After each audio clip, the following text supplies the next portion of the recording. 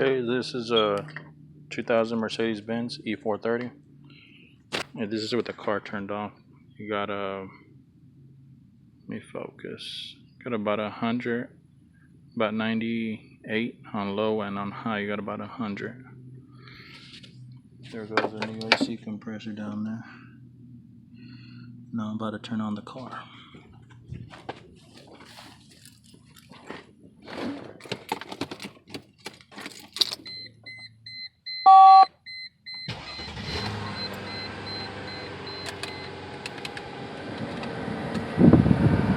AC's on high.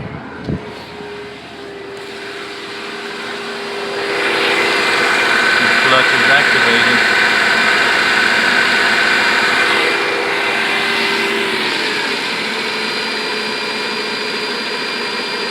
Low dropped about, I guess you could say 15, and the high stayed continuously at 100. Didn't move.